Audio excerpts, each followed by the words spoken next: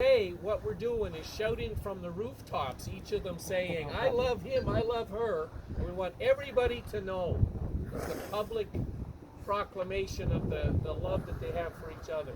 And then we're going to solidify that by making promises in front of the best man, the maid of honor, their buddies and their family and their friends.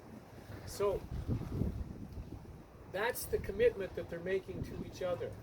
Now, I've got a couple of things to read here before we get into the actual ceremony.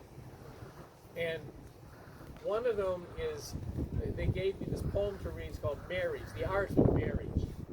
And I wrote it. He did that. and then the editing and the revisions were all done. But anyway, we'll get to that in a second. But then I have another thing that I always try to emphasize when I do a wedding is that this afternoon they're going to say, for better, for richer, for poor, for better, for worse, in sickness and in health, until death do us part. So with a science background, you do the math, half of that's bad. Poor, sickness, and then it ends in death.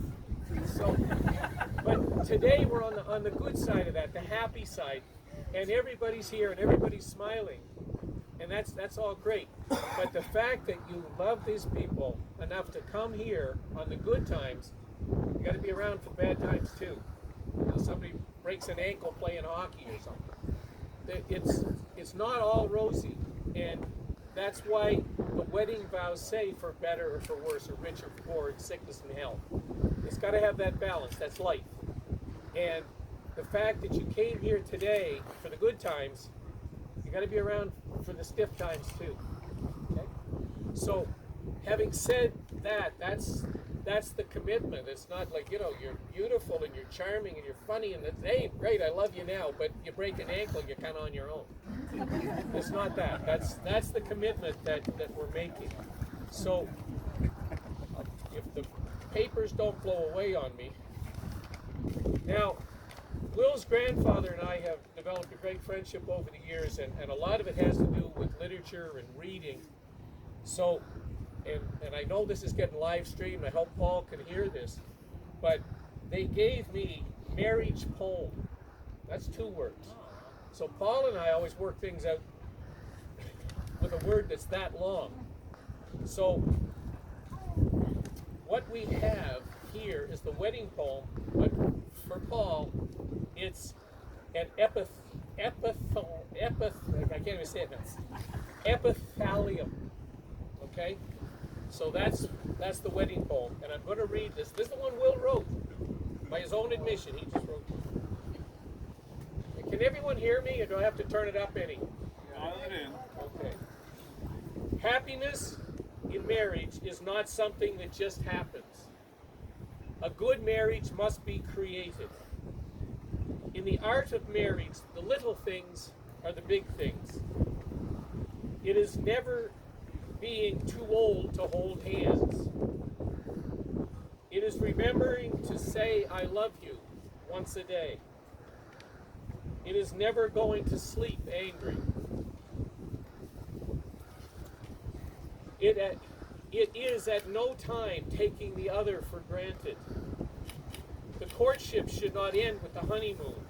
It should continue through all the years. It is having a mutual sense of values and common objectives. It is standing together and facing the world. It is forming a circle of love that gathers in the whole family. It is doing things for each other, not in the attitude of duty or sacrifice, but in a spirit of joy. It is speaking words of appreciation and demonstrating gratitude in thoughtful ways. It is not looking for perfection in each other.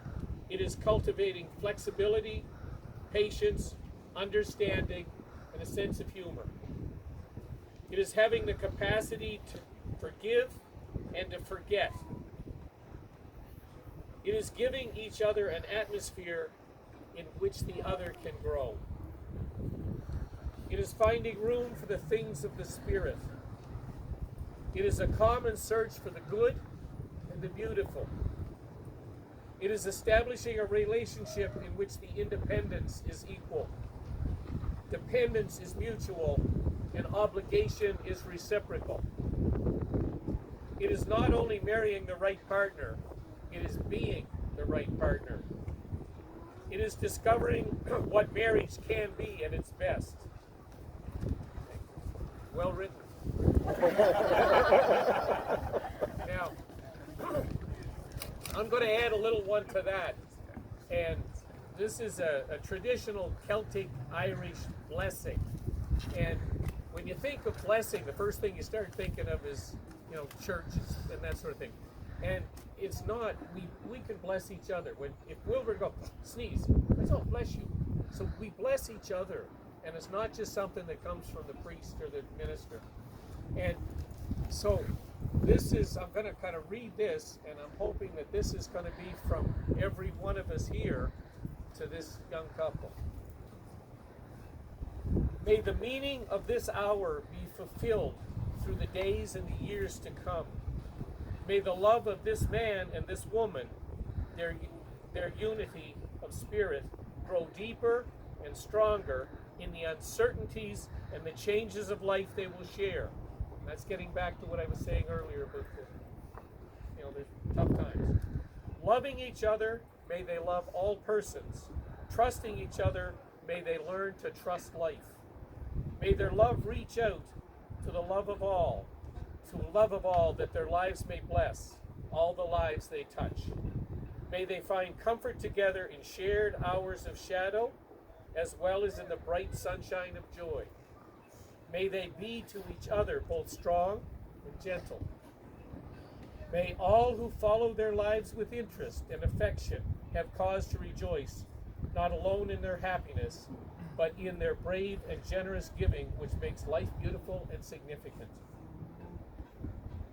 May you have love that never ends, and health and happiness and friends.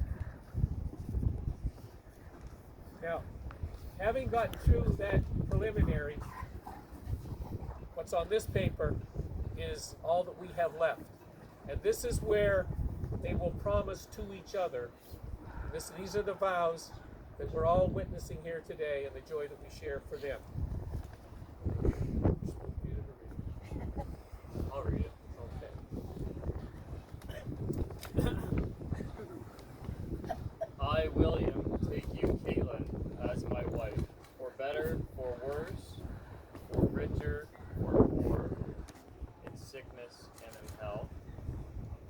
I promise to love you and honor you until death shall part us.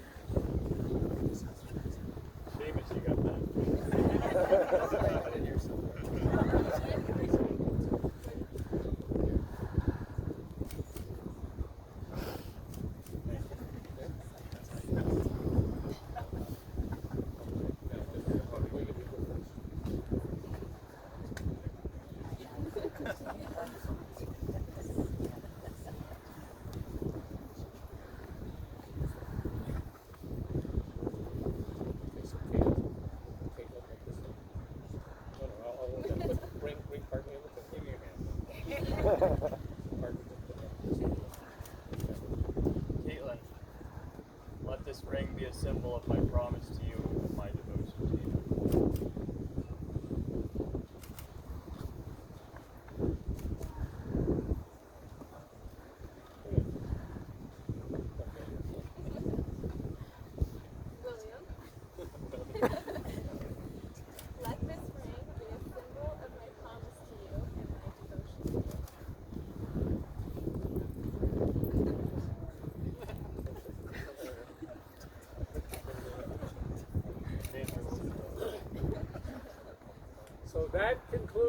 all the formalities, and with that completion, I now pronounce this couple to be man and wife.